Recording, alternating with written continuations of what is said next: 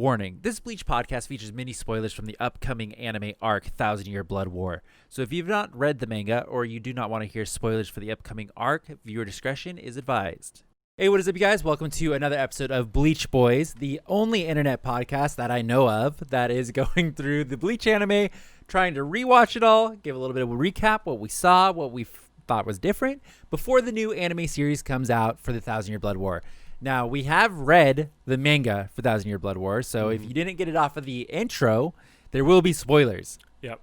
Because there will be stuff that comes up that might relate, might not. It depends on the episode, so viewer discretion is advised. Yeah, so be careful on that like one. Girls Gone Wild kind of thing. More actual spoilers. More of if you don't want spoilers for the latest arc, stay away.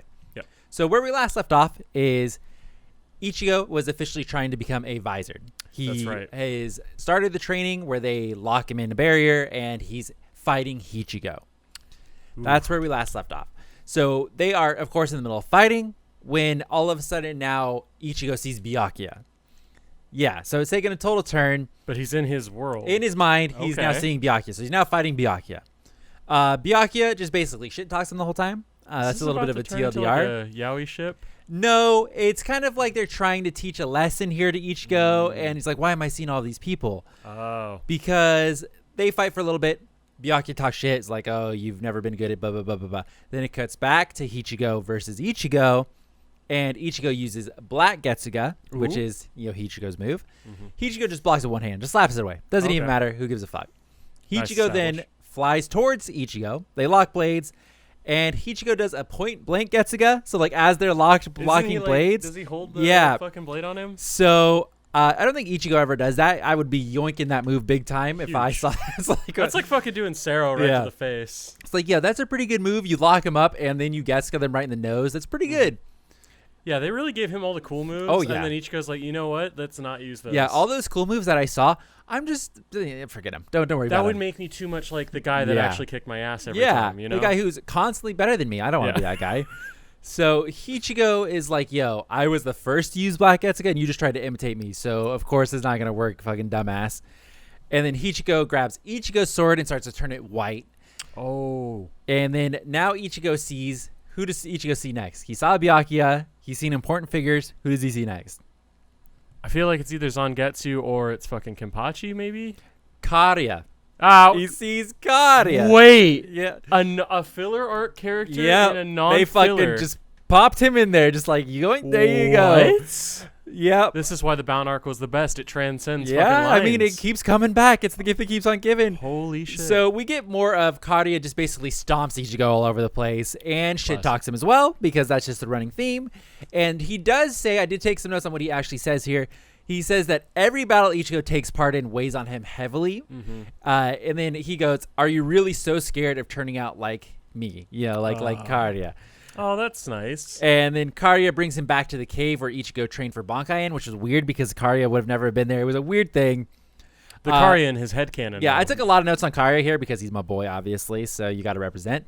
Karya says, you will never be able to cut me, especially with the soul that regrets having defeated me in our last fight.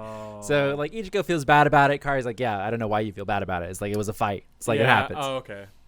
Well, that's him telling himself that. That's weird. Yeah, I know. Weird. I know, it is weird. So he continues. This is something you don't know about battle. This is Karya saying it. The fight never ends. After you defeated one enemy, a stronger opponent will appear, and then even after you defeat him, an even stronger one comes along. Why are they calling Bleach out as a series right now? Yeah, I know. Like, what the fuck? If you don't have the resolve to endure this eternal struggle, you will eventually succumb and die. As long as people and their souls exist, there will be disputes, and those disputes will lead to fights. Those fights will go on for all eternity, no matter how much you try to run from it. Nice. And then he finally finishes his speech here. It says, those who have power will eventually be drawn into battle. That's how it happened for most of us Bounce. So it kind of cool. Though. Yeah. He uses the word resolve, and one of my favorite lines from the dubbed was Ichigo getting his full Shikai, and he was like, I found my resolve. Yeah. And then I thought that was what Getsuga meant. But nah. If they thought that through, it's a good callback, but I doubt it. Nope. It was just like, oh, what a nice one. Yeah, we did that. Yeah. Oh. So during this whole thing, Karya is just kind of beating the shit out of Ichigo. And Ichigo just refuses to listen to anything he's saying. Like, he takes no heed of any of the words that he's saying. And then Karya eventually fades away and just, disappointing. He says disappointing and fades away. Yeah. Dude, that's like mission fail right Yeah, there. Oh. yeah. So Hichigo, we're now back into that world, dissolves Ichigo's sword now. Like, because it was turning it white, now it dissolves. And he basically is like, I am Zangetsu, so I dissolved your sword, you know, like, suck a dick. He spews some kind of philosophical horse shit where, I don't know if you remember this. I kind of remember it from, I kind of actually remember when he started talking, I was like, oh, I kind of remember this, where he's like a horse versus a king. Yeah. So Hichigo stabs Ichigo in the stomach. Ichigo does some inner looking and then finally starts to kind of grasp something, finally. Mm-hmm. He grabs the sword and begins to turn it black, and it makes Hichigo jump away. He gets scared by that, and then Ichigo sees Kenpachi. Oh, hey, it wasn't too bad. It was kind of a weird order for them to come in because Byakuya, then Kariya, you think they're going in chronological order. Yeah. So he should see like Grimmjow or Okiura, one of the two. Oh, yeah. But then it just cuts to fucking back to Kenpachi for some reason. I just got a fucking flashback of how badly Ichigo got fucked on by Okiura and Yami. Yeah, that's why you should have seen one of them. Yeah. So we cut out of that now. We get to see Ichigo versus Kenpachi, but then we immediately cut to the Vizards to see what they're doing. And they're talking about, basically, they're like, wait, what's the longest it's took for any one of us to control their hollows? And they say it was Hiyori, which is the young blonde girl, and it took her 69 minutes is what it took her. Aren't they? They're going for a while, aren't they? So I think when they're talking at this time, he's already at about an hour. So that's why they're like, ooh, this is getting a little dicey, mate. So we cut back to Kenpachi and Ichigo. Kenpachi is basically telling Ichigo to stop being such a pussy and just fight. Because, you know, he's Kenpachi. It's like, stop being such a bitch. He's got his headcanon right. Yeah. And now we cut back to Ichigo in the real world, so with the Vizards. He is basically full hollow at this point, and he starts to launch a Sero. Like in the real world. Oh, no. And then suddenly his arm starts to bleed and crack. Oh, I don't know what's going to happen. We cut back to inside. We see Ichigo has stabbed Hichigo through the stomach now, and then begins turning him back into Zangetsu. So like old man Zangetsu? Yeah, Okay. Yeah. Hichigo admits defeat, but says, don't forget, he's basically sucking him into the sword, I think is what's happening here. And he's like, don't forget that I can take the crown away at any time. The moment he senses any weakness, I'll take it back. And then continues, he gives him one last piece of advice. If you're serious about controlling my power, then all you have to remember is one thing. Don't get yourself killed before we meet again. And then he fades away. Oh, but the next time he comes out is when he gets killed. Yeah. Oh, he takes the power. He takes the crown the next time they meet up. Damn. Okay. I think that one had to have been played, right? I think Hichigo in both dubbed and subbed has always been fantastic. Right? Yeah, just always he's got been that really good. Psychopathic fucking cackle, but you know he's right the They would have time. to try really hard to make him not cool in the dub. So they did that. See, and I'm only going to bring it up out of the canon versus Bleach, but we watched a recent episode of fucking Black Clover in dub, and it was like, did you guys just miss the mark? Like, this that is was one of rough the biggest ones. Yeah. But they did great for him. Oh, yeah, definitely. So we go back to the real world. We see basically the carcass of the fully hollified Ichigo start to fall off of Ichigo. That's right. And Steam. shatter, and it reveals Ichigo now wearing his Visored mask. Oh, I thought it was going to be Captain America. He's naked, like, hey, what's up, guys? Oh, hey. Yeah. And then we get to see Orihime. Everybody's been wondering what's happening to Orihime. She states that she can still sense the spirit energy of Ichigo, so that must mean he is fine. Oh, which is dumb as fuck, because if you remember, Rukia was looking for Ichigo and could not find him. But for some reason, Orihime, who is not a trained soul reaper at all, can sense the spirit energy. She's not talking about spirit energy. She's about, like, that's the Nookie. It's dumb as fuck, dude. Oh. So we get to see Hitsugaya, and he's on a video call with Yamamoto, which is, Captain Commander. They say they have found out what Aizen is truly after, and that's when Orihime walks in, and she tries to do her awkward, like, oh, I shouldn't be here. But they're like, no, stay. No, the Captain Commander, like himself, is like, no, Orihime, stay. It's like, you should hear what we're going to say. Wow, he's really changing. Oh, yeah. He went from being kind of an asshole, as like what you would picture him in the first arc, to he's much more understanding in this one. And they say the Oken is what Aizen is looking for. And the translation for that is the Royal Key. Oh. And the king is called Rayo, or Soul King, is what they explain. And the royal palace is located in a separate dimension and is guarded by royal security guards, is what they call them. Wait, is this the Zero Squad? It is the Zero Squad. What? That's so they weird. refer to them as royal security guards. I was like, okay, fuck you. If I was Zero Squad, I'd be pissing down on you guys. Yeah, I wouldn't even want to get the rank up. Like, fuck you guys. And then they continue on. The key that he's looking for, of course, opens the gate to the dimension where the royal palace is, and he wants to murder the king. Obviously, Wow. if you've seen the series, you have known that by now. That should be something that even I, who has a horrible memory, can remember. He wants to get to the thing to murder At least the they king. kept pretty consistent. Yeah. But I feel like Royal Security Guard, I mean, for the American version, should have been like Royal Mall Cop at that point. Yeah, yeah. Just fuck it. Shit on that. Yeah, they didn't do a great job. No. There's some more lore they talk about with the Oaken here, where they say the location of the Oaken is a secret passed down from one head captain of the 13 Court Guard squads to the next for generations. Wait. Which I don't think makes sense because he Yamamoto- started it. Yeah. So I don't know if he decided that's going to be my tradition going forward. But It's like when Danny makes up a new word. It's like, guys, fetch is going to be a real thing or something. They're like, wait, no, it's not. it's Stop like, trying yeah, to make well, fetch it's happen. like, that's what we're going to do when I pass. It's Yeah. like, we haven't done it yet, but that's the rule. That's the rule. I want to hold up to this because, things happen. And I want to see who. Does the chill captain know where the Oaken is after this? Oh, That's the Yoken or the Hoken? The Oaken. Oaken. So, because they're kind of asking, they're like, oh, because they caught his spiritual reishi, like traces of his reishi in the library is how they found all this out. This is Aizen you're talking Yes. about? Okay. Yeah, so they found traces of his thing in the library, and they're like, oh, he's looking up books related to the Oaken. And they're like, oh, well, can you find the location? Like, does he know where it is? And they're like, nope, what I just said. And then he continues on saying there has never been a written document of its whereabouts. And the document that he was looking at dealt specifically with the creation of the Oaken. So, like, making a new one is what he's trying to figure out how to do. Whoa. And the materials required are 100,000 souls. And Seems really petty. There's like I remember a conversation with somebody later on that's like they had 40,000 souls or something, like just wiped out. Like, yeah, the power level scale's hella high because there's some fights later where it's like they realistically should be able to handle this no problem, but they nerf them. yeah. It requires 100,000 souls and a Jureichi, I believe is what it's called. A Jureichi 1 spirit mile in diameter. And then just so we know, because I obviously already know, a Jureichi is an enriched spirit zone found in the world of the living. Its location changes over time, but because it's so spiritually charged, it's an area where lots of spirits are drawn to. Okay. Which, we know a town. Oh, yeah. Weird. That has a lot of spirits, a lot of people with high spiritual pressure. It's Karakura Do you Town. think they actually built this world? Like they really? Because I'm also thinking with the Royal Security Guards being brought in, and the fact that they brought up Captain Commander is like, oh, it's passed down from Captain Commander to Captain Commander. He's the first one, which all the security guards came from the Royal 13 Court Guard Squad. Yeah. So the Spirit King never had security guards up until this point.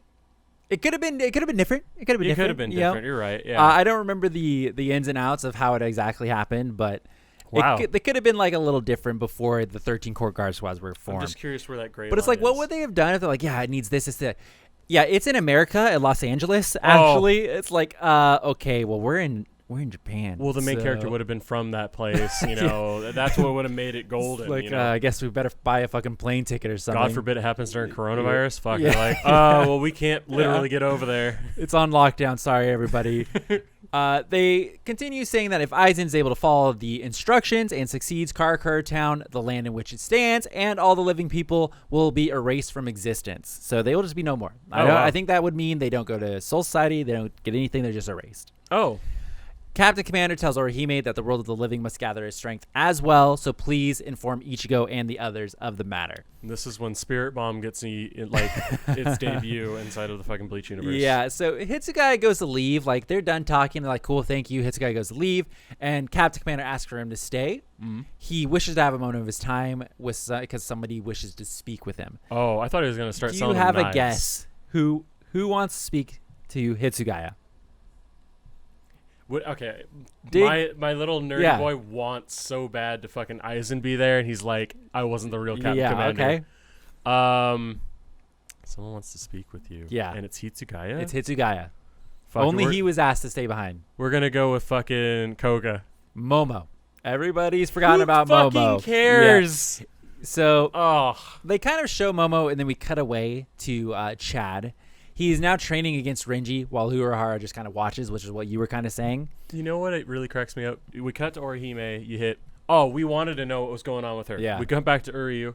Oh, we really want to know what was going on with him. We cut back to Chad. It's like, yeah, actually, we do really want to know. Agree. No one gives him shit because everyone fucking loves Chad. Yeah, because like Uryu, who cares? Orihime, who cares? Chad, what he up to, man? That's my boy. He's like your best friend that you just want to have. Exactly. So, we see Chad. Basically, all we see is him training with Renji while Urahara just watches. Okay. Then we see Uryu, and he's still training with his dad. He's just dodging and whatnot. Then we go back to Hitsugai and Momo, and the whole time Hitsugai just kind of awkward as fuck. Yeah. Kind of like you with girls in public, just really, really awkward. Gotten much better at it, guys. Momo is there, and she just apologizes for everything that she did because she tried to attack him and accuse him of being a was traitor. dumb. Yeah. She was not the nicest. And Hitsugai is like a bro about it, just like, oh, don't worry about it. It's Yeah. like, it's all good. We're good. I know it wasn't you. Don't worry about it. But you read his And- diary. Ooh, he yeah. wanted to murder her. Well, the conversation does not end there because Momo ends it, and like they're kind of wrapping up conversation, and she's like, oh, are you going to go fight Aizen now? And that's kind of when it all goes downhill because she goes, please don't kill him.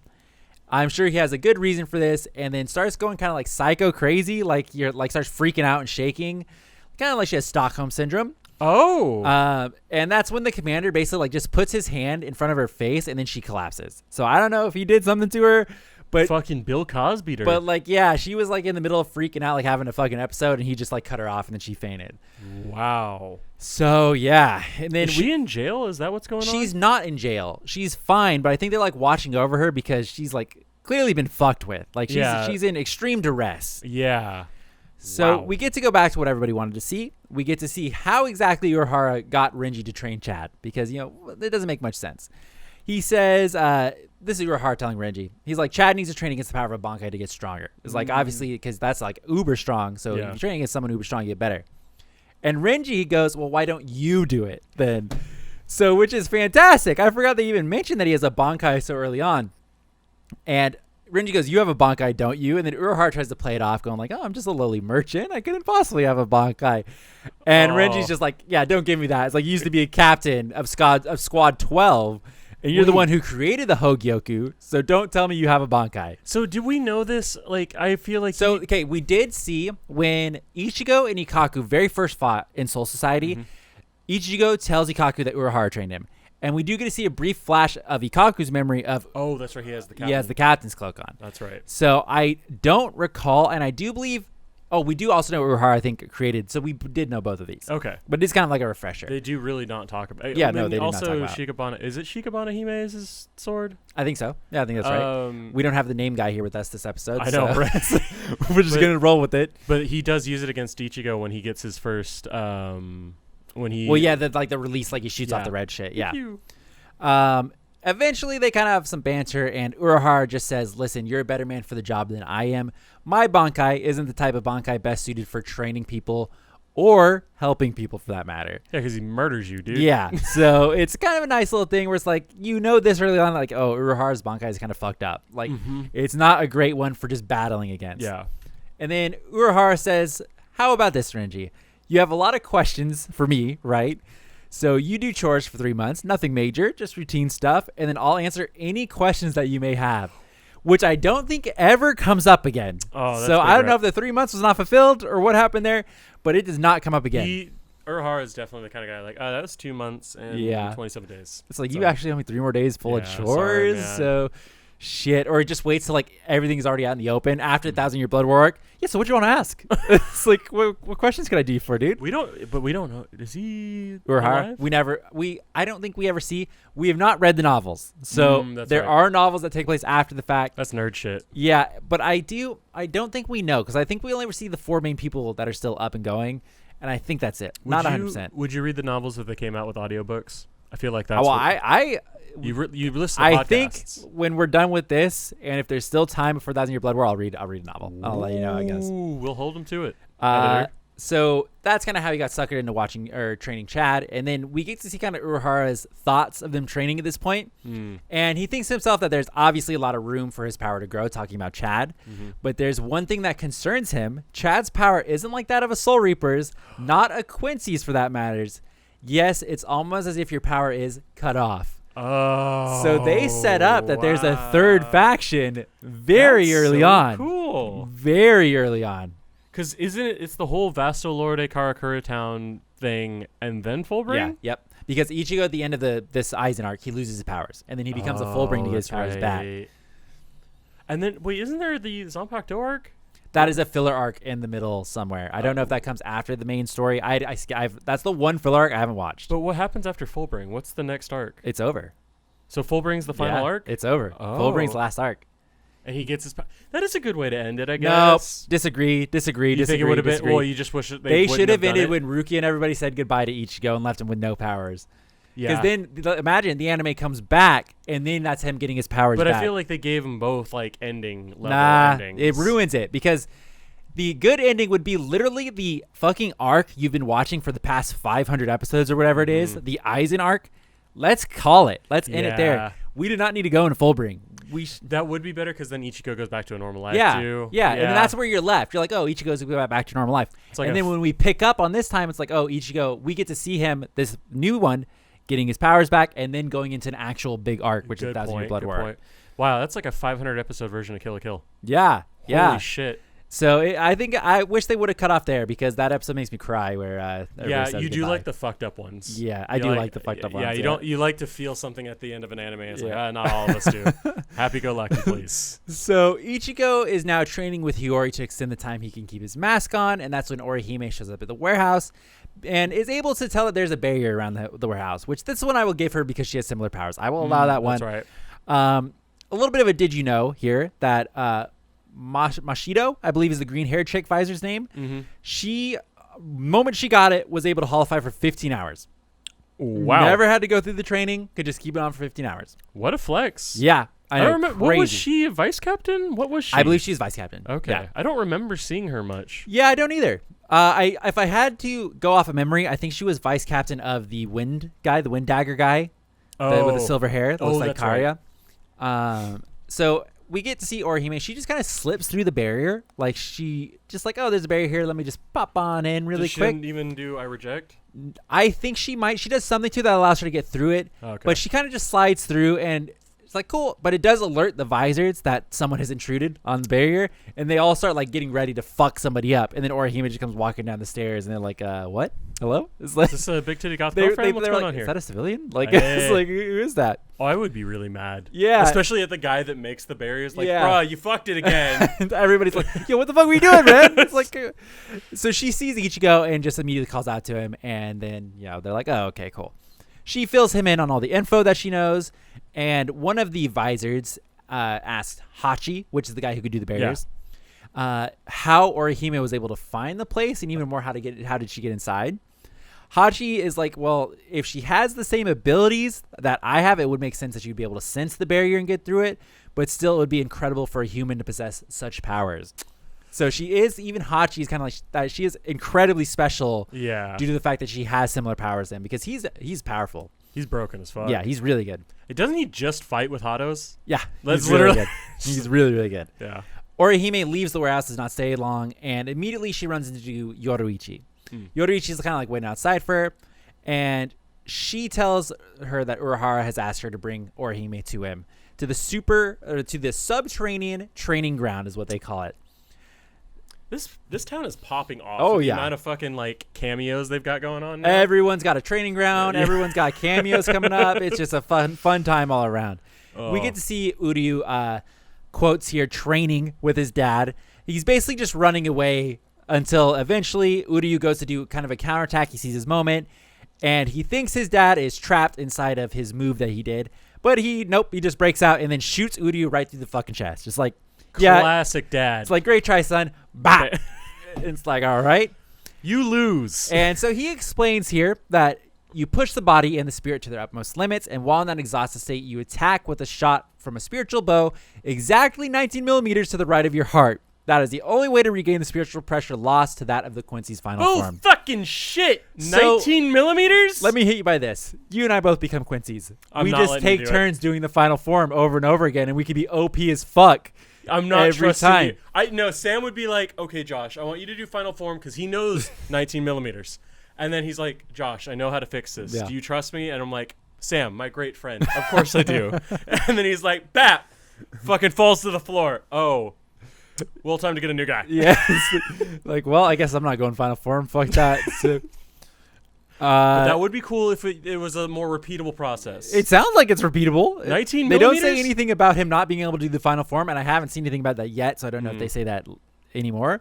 But from my understanding, he could just keep doing it. Why does everyone get final form? They lose all their powers. Yeah, it's just because it's why like did Uryu get that right off the bat? Kind of like it's the end of the line. We're like, okay, we're done. End of the line, we're done. You're back to square one. Sorry, mate. We get to see Matsumoto go visit Ikkaku and Yumichika at Keigo's place. Oh, they seem like a fun bunch. Yeah. Keigo sees Rangiku, tries to go for a hug, but of course Rangiku kind of goes to punch him away, as you would. And she gets surprised here, which I thought was very interesting to note. Keigo? The brown-haired Ichigo friend who's always like upset he's not invited to things and all that. So she goes to punch Keigo away because he wants to get close to her breast. Yes. And Keigo blocks it. And Matsumoto gets surprised for a second. She's like, wait, what? Just want to take note of that because I thought that was interesting. Orihime arrives at Urahara's shop now. Urahara says, whatever the case may be, all of us, including the Soul Society, will have to focus and prepare for the upcoming battle this winter. So it's going to be an all-out war. More blood will be spilled than ever before. Both we and the Soul Society will need more offensive power than we already have. Orihime declares that she would like to become strong as well and train with Chad. Classic. Urahara says, is that so? Then I will say this. Orihime, when war breaks out, I want you to stay out of the battle. So he's like, yeah, I respect your opinion, but no, sorry. And that's when Uryu shows up and he's like, you don't need to listen to this guy. Look what we got through the battle arc. Remember that? So Urahara continues here saying that Tsubaki, which is her attack one, is destroyed. She got it destroyed in the fight against Yami. He bitch slapped it away and it got fucked up. Oh, that's right. And she has been unable to restore him since then. Tsubaki is your only means of attack, so without him, I cannot allow you to participate in combat. It's only reasonable. And Chad tries to stick up for her here, going like, what no. About Battle Medic? Yeah. Yeah, well, he was kind of like, no, she's been with us since Soul Society. Like, she has to be part of it. He's like, she's my friend, yada, yada, whatever. And Urahara's like, do you want to get her killed, Chad? Is that? Ayo. And the defensive power of Santenkashu is quite limited. Most likely, they will be of no use in the upcoming battle. As for healing powers, we have Squad 4 this time, Captain Unohana and Lieutenant Kotetsu, I believe is her name. The blue hair chick? Silver hair chick. She's, sorry. Squad members will be at the front line, and they will compensate many times over to Orihime's absence. Do you think he fucked up here? So I do think if you were so if he got, let's say Urahara goes back in time and with everything he knew of just that arc, just the Aizen arc, I think he would play that differently. Yeah, because a big part of her leaving is her thinking that wants her. Yeah, that she's not gonna be much help. At least that's what I remember, because she kind of gets a little emo. I feel like Ulquiorra kind of says nobody's gonna get hurt if you come with us, and she's like, this is the best thing I could do. Yep, this is the most useful she could be. Yeah. So Orihime just kind of accepts it, and Chad tries to speak up for her again, because why not? And Urahara's like, yo, that's enough. A warrior who's lost their strength will end up getting in our way. If only he really knew just how much she was going to get in their way from here on out, then cut that one, like we said. See, you know what's weird to me, again, with Captain Yamamoto? Yeah, sure. He full fucking knows well that Urahara's, helping them. Oh, yeah. I think it's some weird, because I need to see the part where Urahara gets banished again to, figure out where the Olympics are at. Yeah. But I feel like it's almost like a, why can't I remember his name? Your thing. I can't remember his name. Fuck. From what? Dumbledore and the guy from Fantastic Beasts. Oh, where he was kicked out of school, but they're still kind of we good. Okay. Because they send people to his shop. That's where Rukia went. Soifan knew about it. She showed up there. So do you think it was a show of force? We have. So I think that because remember they have the Central 46 or whatever it is who constantly get killed all the time. I bet they voted get the fuck out. But Yamamoto's like, nah, he's strong. Yeah, and he's not like Aizen. Yeah. He's Aizen smart, but not Aizen. So I think they just the law banished him, but Yamamoto's no, he's still good. He's still good. That's a cool But I need to see it to see more, and I wish Isaiah was here to confirm that, because I feel like he would know. Orihime leaves. Thanks to Urahara for being honest with her. So that's good. She's not happy with that. She immediately runs into Rukia on her way out, and Rukia, being the wonderful lady that she is, even though Orihime has been a bitch to her the past couple of times, tries to make her feel better. Oh. Saying it's not those with no power who get in the way on the battlefield, it's those without resolve. Coming back to resolve. which really could have changed I'm the going to name give of the that show. an okay, too. Yeah. After some more sappy stuff, Hiyori comes fucking crashing down from the sky and grabs Orihime and takes her away. Okay. Orihime gets brought back to the warehouse. So she is literally gone from the warehouse to the fucking subterranean thing at Urahara shop, back to the warehouse at this point. She was yoinked from Yes. subterranean? Yeah. Oh. Well, she was like outside at this point. They were like Okay. on a roof somewhere. I don't know where they were. Wow, that's bad. They should really be watching her more. Yeah. Even if it was a good guy that got her. She's been yoinked 2 times already. yoinked. About to get yoinked a third time. That's true. Orihime gets brought to Hachi on his own request. Oh. And Hachi recognizes the hairpins are the form of her power in her hair and says that one of them are chipped, and if she would like, he can fix it for her. Aww. Hachi says it's weird because looking at her spiritual pressure, she should have had the powers very similar to his.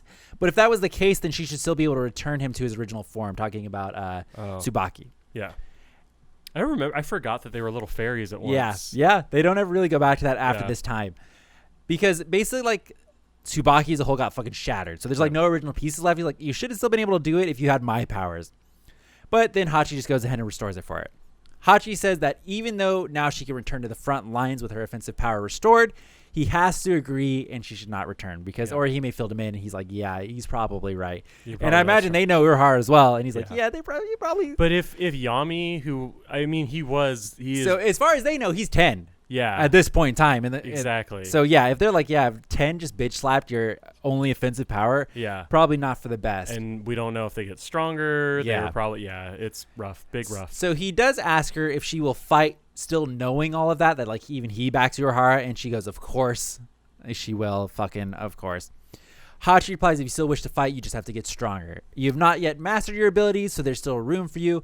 What's important is not how you should be, but rather how you want to be. And then she leaves, which is just garbage advice. I'd be pissed if someone gave me that advice. What do I do with that? Philosophical garbage. Yeah. It's like, okay, yeah, let me just use that advice to get stronger. So what do I do? It's like, why isn't the guy who's apparently stronger than me training me? It's when you're in like one of those dating simulators and you get the 4 options. You have to apply that logic to each one of those answers. Like, which one would get me to the place I want to be? That's how it works. Oh, yeah. So Orihime exits the barrier, and then she sees Rukia again. She's standing outside of the Visored warehouse this time.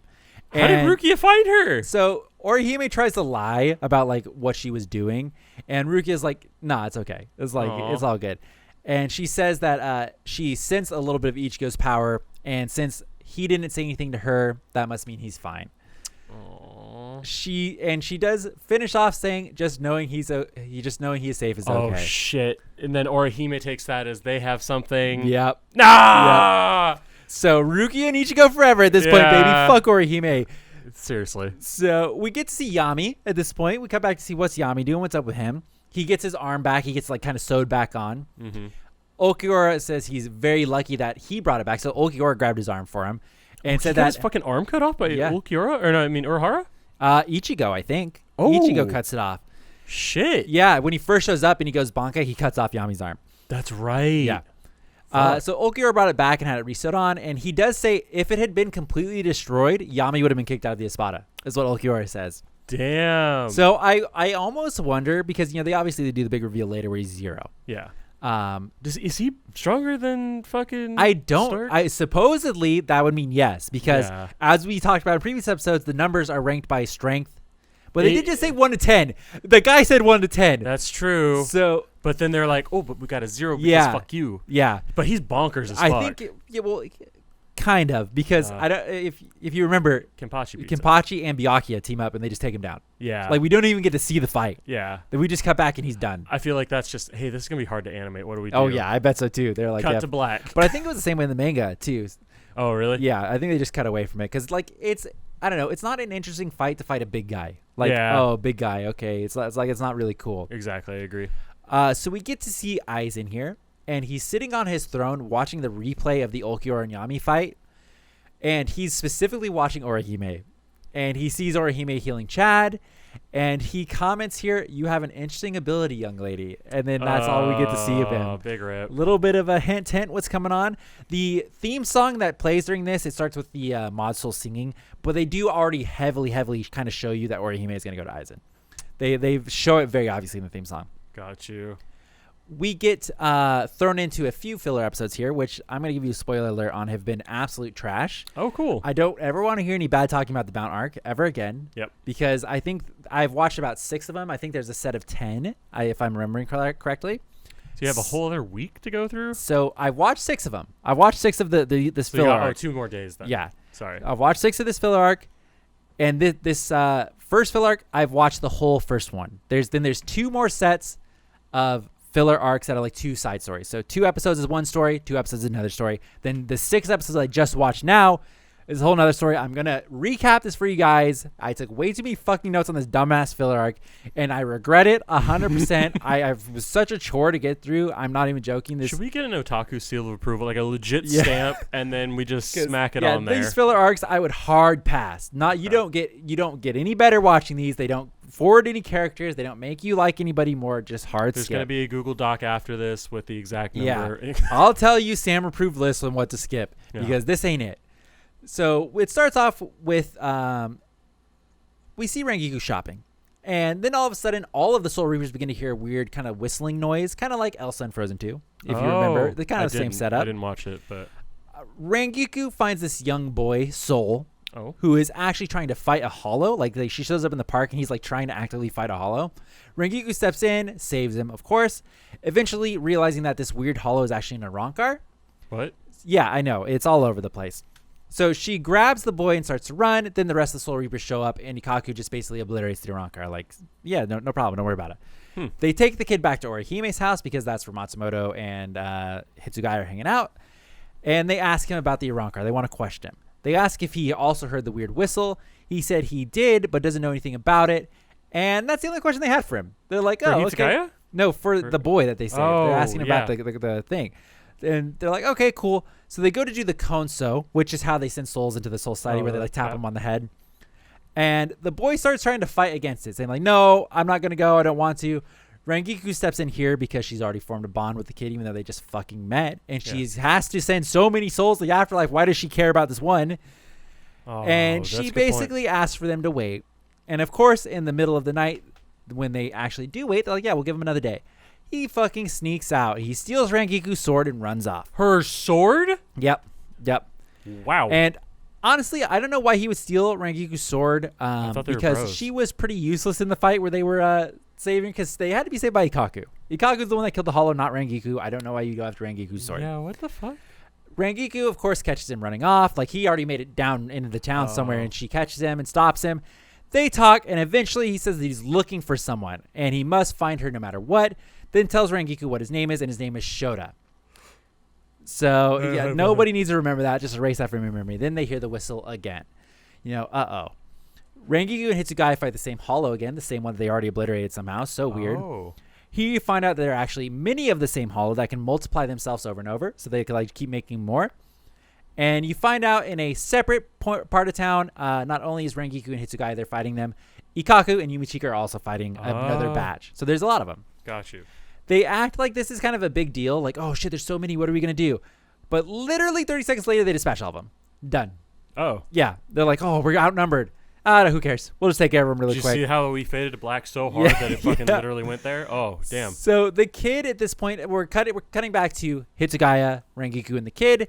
They spot a girl sitting on a park bench, and you find out it is his sister who he's been looking for. It's the young boy's sister. Wait, why does he have a sword? Why does he have a what? Didn't he have her sword? Or did but Rangiku took it back to fight, obviously. Why was he taking his sword with the sister, though? Feels like is he gonna murder her? No, he was taking the sword to fight the Hollow. That's right. Come on, let's follow along with the storyline. Cut this out. This is a deep filler storyline here.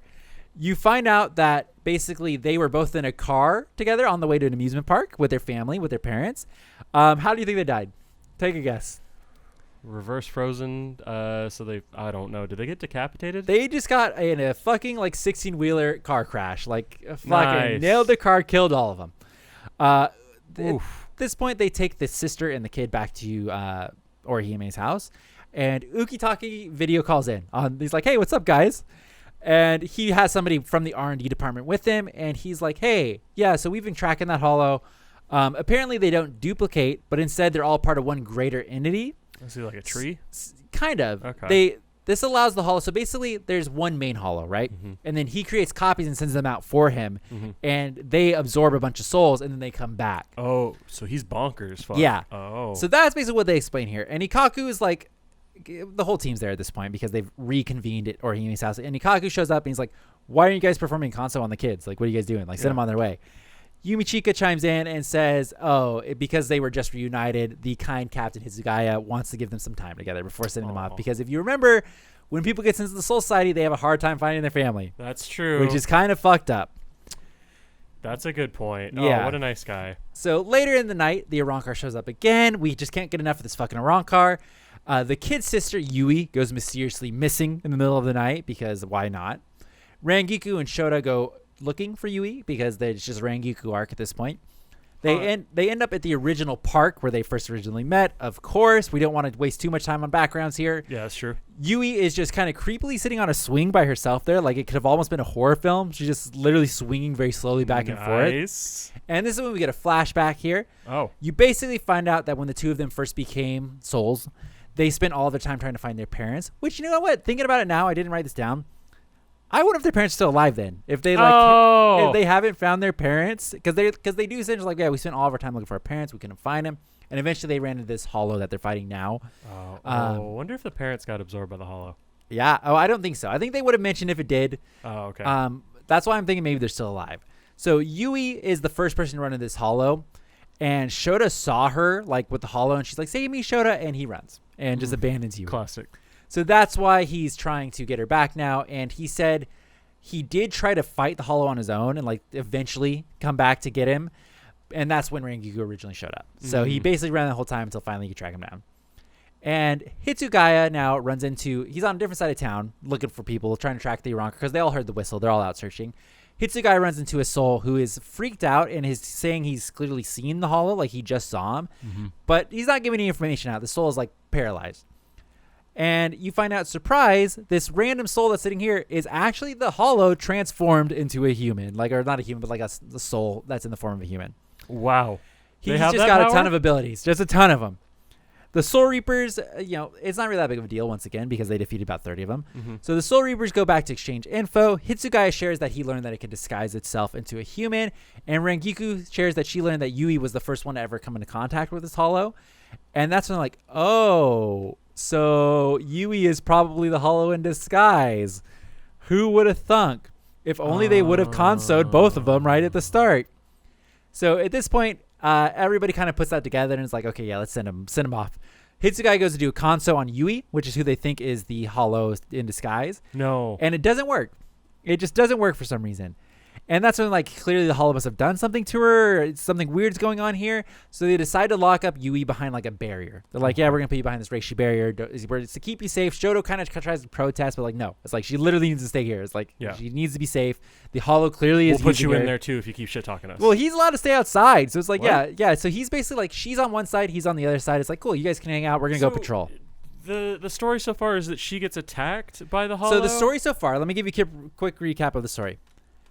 We find Young Boy fighting Hollow. Yeah. Young Boy gets saved. Young Boy tries to leave. Gets saved again. Young Boy goes to leave again. They find the sister at the park bench. You find out that Young Boy abandoned the sister at the Hollow, but somehow she survived, even though he ran away from her and is still alive. So she had an interaction with the Hollow. Yeah, she was abandoned with the Hollow, but then for some reason she is still alive because they found her. But now the leap in logic is that she was the Hollow. The leap in logic is now that they know that he can disguise his copies as humans, that she is probably a copy, and he's using her. Oh, so do you think But then they did the conso, and so they're like, oh, there's clearly something even more strange going on here. So they don't know what's going on. Got you. Okay. And so everybody goes to leave on patrol. They leave the two kids by themselves. Yui wakes up and tells Shota that she would like to go outside. She says she knows a secret, and she knows how to get out of the barrier. Just watch.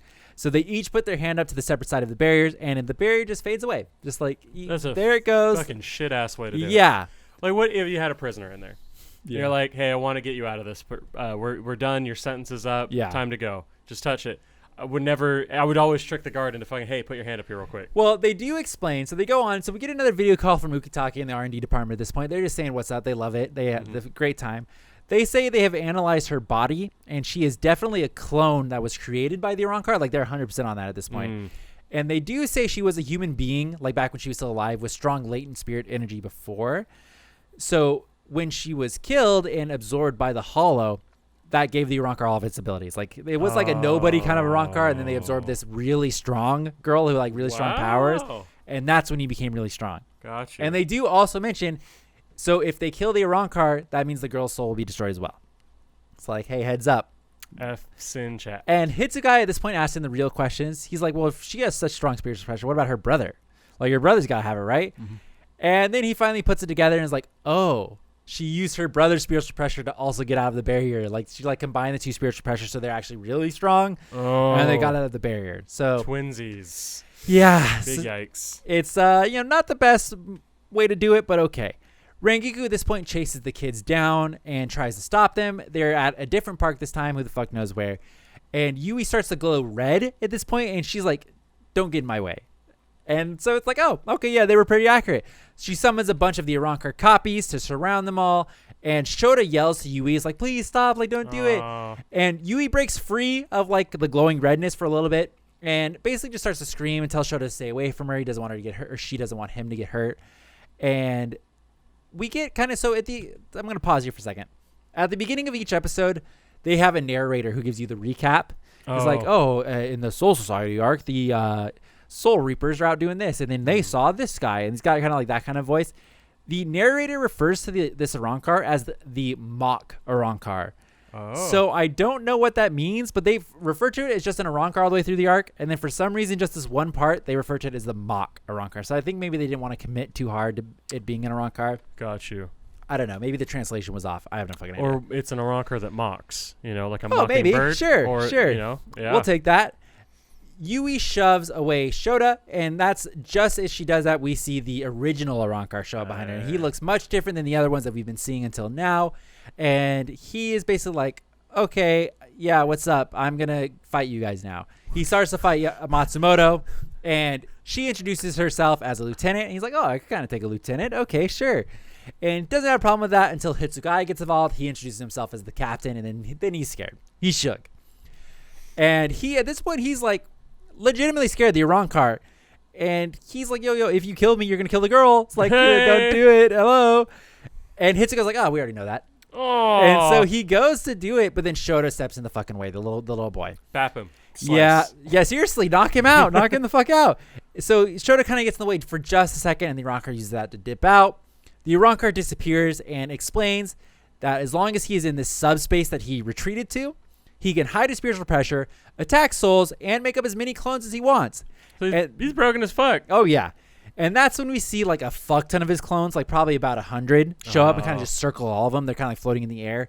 And then the Arrancar's like, well, I'm just going to go absorb more souls and get stronger. See you later. And then sends them all out all over town. It's like, good luck. Then the next time someone announces they're a captain, he's like, I think I could take a captain. Yeah. And then, I'm a royal security guard. Oh, okay, I got to go back. I got to get stronger for this one. So at this point, kudos to Rangiku or Matsumoto here. She does see Shoto kind of freak out about that. So she's like, yeah, okay, I'm going to solve this problem and explain to Shota, I think is his name, Shota, that when we kill Hollows, we purify them. Like, because, they're good. Like, when Soul Reapers kill Hollows, they purify them, they get to go to the Soul Society anyways.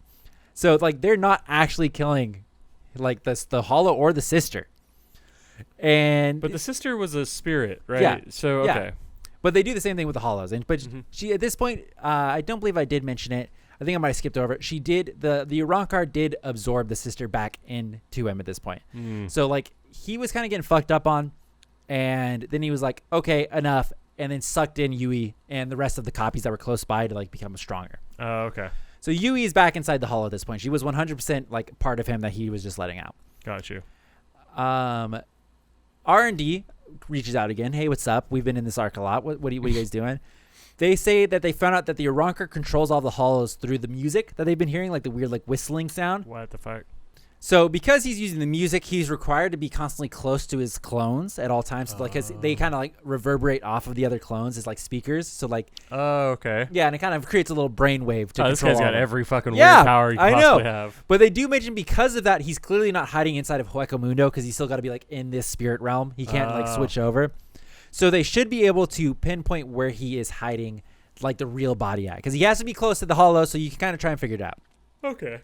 Hitsugaya goes to where all the clones are kind of attacking, and he goes Bankai and then starts releasing all of his spiritual pressure. I'm not sure what the plan was here because it does absolutely nothing. Oh. The guy is watching, and he's like, what is he doing? He's like, it's not going to do anything. Like, the Hollow's saying this.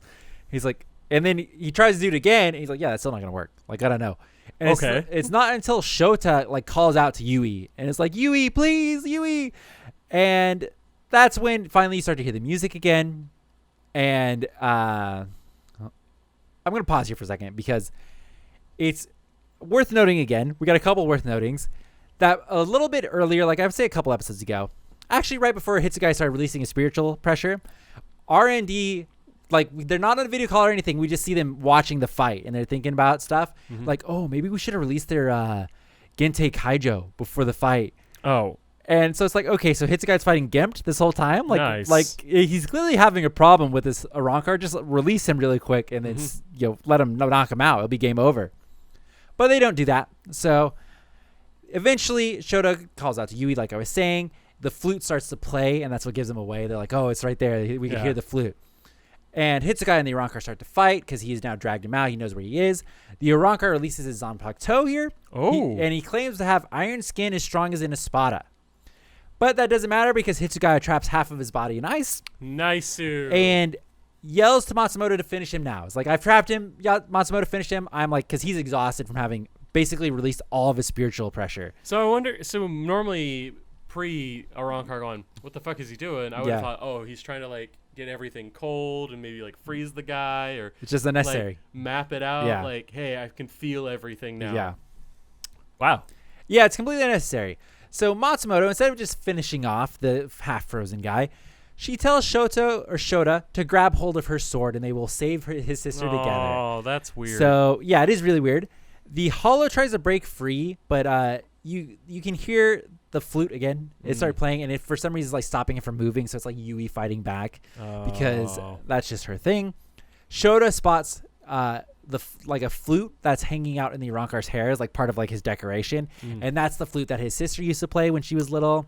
And so they both stab the Arankar right in the fucking face, and then that's kind of a big RIP to the Arankar there. Wow. Yeah, they do like one of those anime, like we both hold the sword together and stab him right in the face, and that's basically the end of the Arankar. That's the most endearing way to kill somebody. Yeah, and then we finally get a send-off for Shota here, where he's like, oh, my sister's in the Soul Society, right? You promise? And Rangiku's like, yeah, 100%. He's like, well, I guess I should go see her then. Send me off. And that's the end. So, we started off this episode of Bleach Boys with fantastic stuff. Good stuff. We ended on a fizzle. Because I feel like a tearjerker. Absolute tearjerker. that was some shit. Yeah. It really wasn't good. I had a horrible time watching that. I feel like that's arc. something that I feel like they used a Rancor because it was hit, but that could have easily been a Hollow. And it's weird because, like, where we last left off, right? Remember, think of the Urahara stuff that we were talking about. Yeah. He's like, everybody needs to be getting stronger. We all need to be going to get stronger. And then we see these clowns just fucking around. And they don't have their Gentei Kaijo, Nope. so they're not even training full power. Nope. It just doesn't make sense. Like, what are they That's doing? a bad filler arc. It genuinely does feel like original Bleach, like pre-Vassal Lorde, pre-fucking Soul Society. That's like a little quip story, like, hey, this is how fucked up the world can be. But like, they didn't even have that many of them in the original Bleach before it went to like full-on Rukia storyline. Yeah. So it's weird that we got these 6 dedicated episodes. Obviously, I know they're filler and I know the reason for it. But then we have 2 more, and from what I can see, the next set of 2 is going to be Hitsugaya with Ichigo's sister, the black hair chick, the older one. Yeah. Something to do with baseball, I think. Oh, I feel like I kind of remember And then the other set is going to be Ikaku, and he joins the sword fighting thing that the Japanese people do. You know what I'm talking about. So I'm looking forward to the Ikaku one because I have a memory of that one being good. I feel like it's funny. I remember it being funny, but I don't remember shit all about the Hitsugaya one. I feel like I just remember him in the outfit. That's about it. Yeah, we'll have to wait and see on that one because I don't remember anything of that. And then I think after that we go back to actual storyline because we got 4 more episodes left, and that's the end of season 7. So do you think the timing on their fillers is just bad? I do think that's what it is. Yeah. I think they pick awful times. But, okay, I think obviously their problem was they were running too close to the manga. That's the obvious problem they're running into. So they had to probably put them in. They're probably getting so close, it's like, oh, fuck, we can't really do much more. But because I'm trying to think, the premium spot for them to have stopped to do that would have been Orihime leaves. Yeah. No, actually, no. Because I think Orihime gets taken and they go right in, right? They go right into Huecamundo. Yeah, they do. Like they don't wait a fucking moment. They just and go it right. just kind of pops right off. So I think it would have had to be set off, which they tried. They missed planned it. Show everybody training, and then add some side stories if you want. Be like, yeah, here's everybody training. Here's what other people are doing. Matsumoto gets But a it new doesn't power make or sense for like they should be going back to the Soul Society. Why are they still here? What do you mean go back to the Soul Society? Did they train? Yeah. Why are they still Oh. here? If they have to go get stronger, because even Hitsugaya, if you remember, was like, yeah, we would not have been able to defeat them. Like me as a captain had a hard time defeating number 11. So Yeah, like we're that's right. fucked if they have that. So he should be going to train. Yeah. Like why are they still hanging out here? They have for sure leave Renji, okay? Because he's taken over for the city. You could leave Rukia if you wanted to. She's negligible, but the 4 of you guys that came just for the Ironcard need to leave.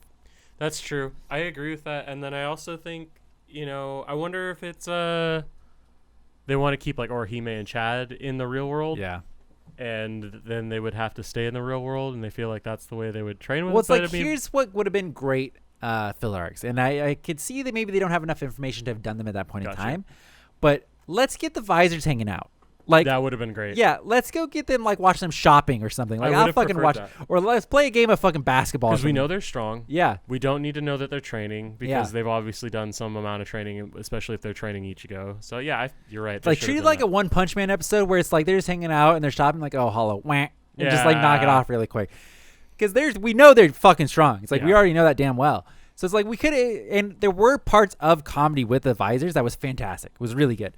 So I would have loved to see more of that, not. But this 6-episode arc, because this arc, the same thing you were saying, they didn't have enough info. This arc that we just watched feels like the video game equivalent of Escort Mission of a Little Kid. Yep, that is what this feels like, and it was awful to watch. It was so bad.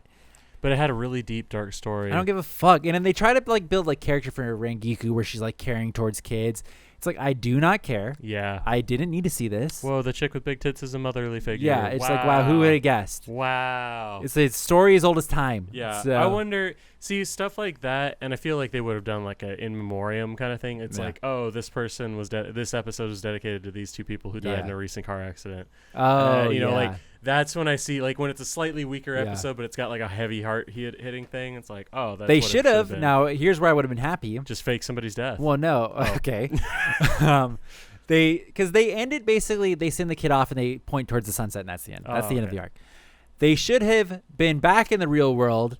I don't know, hanging out somewhere, and they see a mom and a dad crying over like flowers near a pole somewhere. Cut back to the and you see the pictures of the 2 kids. They're on a memorial. That would have been good. I feel like that would have turned around the ending. Would have turned it all around for me. I would have loved it if we just, how about we just grayscale it? Come back to the beginning when I said Sam likes the fucked up shit. Jesus Christ. That would have been a beaut. That would have been fucking rough. Yeah. But that would have been, I feel like the reason you like the fucked up stuff is more real. Like that's the stuff that actually would happen. And it's like, you can't feel good at the end of every episode. Oh. So what do we have coming up next, right? We have the 4 filler episodes, which I'll try to not take too many notes on. Don't worry about that. Almost am certain. I feel like we maybe touched on it, but we weren't there yet in the story. But we talked about Orihime going to Ichigo and yes, kissing. we did talk about that. Okay. So but I fully think jumped the gun. What comes up is Grim Joe comes back for round 2. Does he really? Yeah, and then they take Orihime, I think. But he's got Grimjaw comes back for round 2. Ichigo's trained Vizard. Yes. He has a skull, and he kind of fucks him up, and then he is about to release.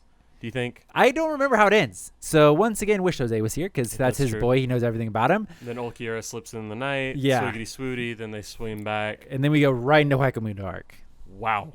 So I think we're getting close. I think we're getting really close. Do the Vizards really get much then? They don't. They don't really do much because you don't even really see them after that until literally the battle over Karakura Town, which is a long time from now. A long time. Because I stopped in the middle of Huecamundo. Yeah, is when I stopped watching the manga or anime, which that's rough. Yeah. Why would they introduce? See, you're right. They should have done more filler arcs on them then. Yeah, that's lame. What I'm saying. It would have been good. Because they get dunked on in the fucking Karakura and I do think there is another filler arc that gets plotted somewhere in there because I remember hating this filler arc where they have to like babysit a kid, like a royal from the Soul Society. Oh. Yeah. Yeah, I feel like I remember that. And it's garbage. I remember not liking it when I watched it the first time, so I'm going to go ahead and just confirm that it's garbage now, but we'll get back to there and we'll figure out how it is. All right. So let's call it. That has been episode 7 of Bleach Boys. Hope you guys enjoyed that. If you have any questions, if you watched the episode, something that we missed, I'd love to know because we didn't have our fact checker here today.